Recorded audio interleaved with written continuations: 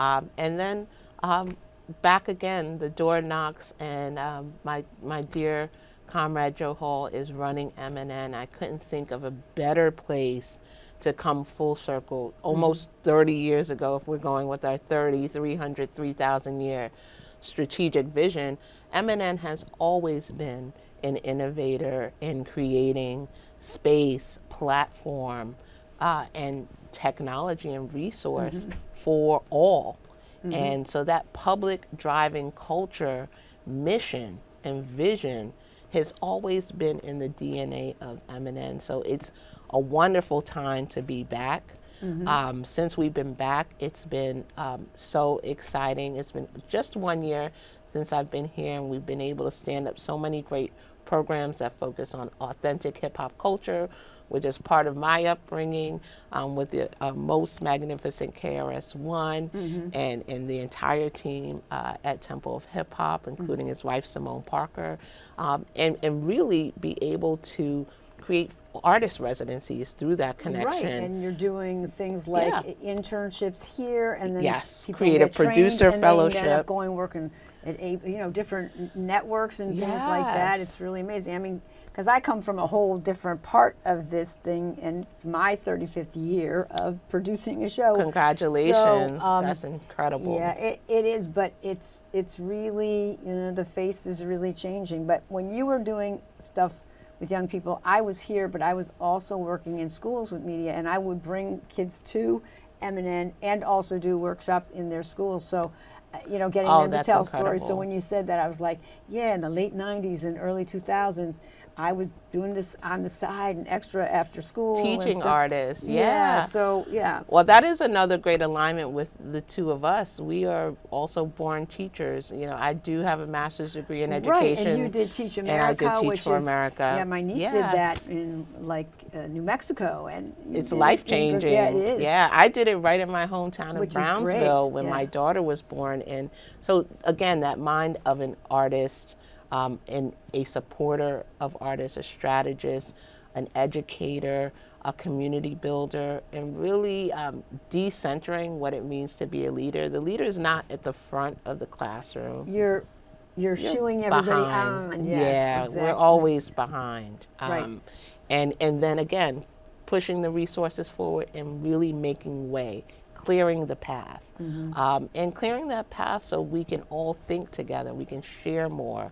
And one of the best feelings I had today was one of those magnificent days at MNN, which started off with 2 different programs running, covering a lawyers in training program with all of the amazing judges who dedicate time. Our Ghetto Film School young artists were in the building. We had EVC, Educational Video Center, here with their summary celebration for the summer, and then on to our orientation tonight. And then today, we finally get to sit down. I get to be on Something to Offer. Days like this, pinch yourself. Yes. It's a great feeling. It's such an open and freeing energy. And really, I can say MNN is the only place where this is possible, in my mind, right now. And so I always ask people, why aren't you here? Yeah, because your dream can be a reality in Absolutely. And so supported. And I know we're a little over time, but I did want to, there's one question I have for you. With everything you've done and what you do here, you do have this tremendous gift to be, and I don't know if every strategist and every media builder and community builder has this. You are always present. You are always, and like you said, you're not in front. You always, I don't know how a person can, because you have all these other, things going on, but nobody knows that when you're in the space with them at the moment. And I wanted to ask how that ability you have, because that's not everybody does have that. And I wanted to talk about another big production part of your life is your family. And I wonder how, I know I read something about you like your time with them because it enriches you, but they must be tremendous supporters of this kind of movement too. So if you want to just tap on that a little and then we'll let you go. Yes. Well, I love it. I appreciate the recognition for being present. It's something that I work on.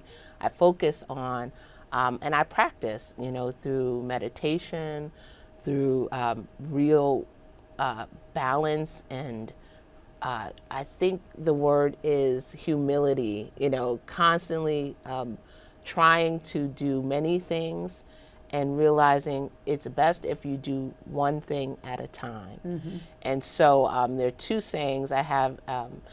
My pediatrician growing up was a good friend of my mother's, Dr. Megabu.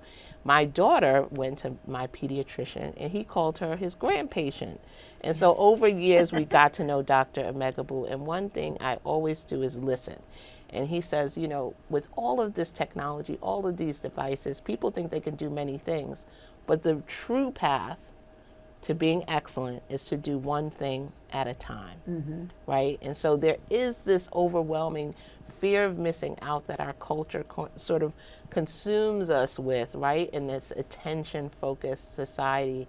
But I try to really use all of my powers of practice and meditation and reflection to be present and do one thing at a time, try to be as excellent as possible. And then the second saying I'll draw from my mother, which she would always share, an African proverb: you eat the elephant one bite at a time. Right? I've heard that before. Yes. So you can accomplish great things, right? But step by step. Step by step, bit by bit. And so I do try to really focus on that approach to being present, to accomplishing big visions, but also to working with large groups of people. I love the team here, and we are a big group, and you have to listen and take time if you want to get it done together. Mm-hmm. I think this idea in the question you pose is really powerful, which is over time, right? Over time, when you look back, what are the things that you cherish the most? And for me, I always come back to family.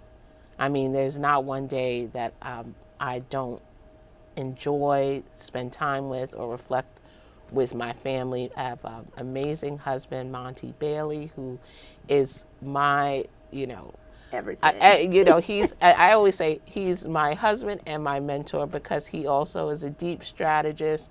We share a passion for both business and art and culture, and I'm just very lucky to always have someone to talk to who understands all the facets of my career in life, which is it's a great gift. And our daughter, Deirdre, is she's something else. She's definitely got something to offer to the world. She's a superstar. Yeah, I see pictures of her. She just glows, and yes, she's got her eye on a prize. I'm not sure what it is, but it's she these days she just come back from Spain and Greece and traveling, and when I ask her what she's interested in, she says philosophy. And so this is a great thing, because sometimes we have to really listen to young people and see what interests them. And so I think philosophy, wow, I've got to get some books and read up on philosophy.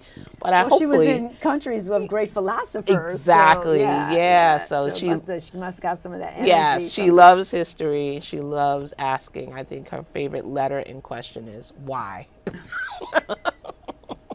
That's great.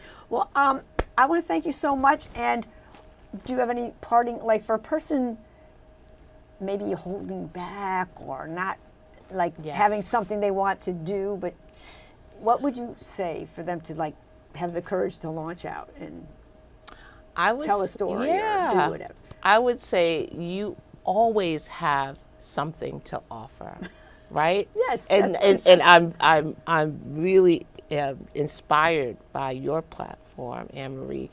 And the truth is, you have value. You always have value. So go forward. Go forward always.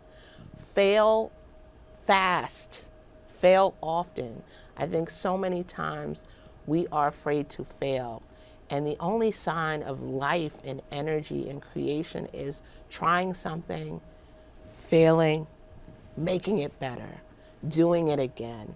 And so that stamina, that appetite to try, to fall, to get up, to tackle with large problems and challenges and ideas and still love the idea, the process, the feeling of coming to solution, coming to resolution with others.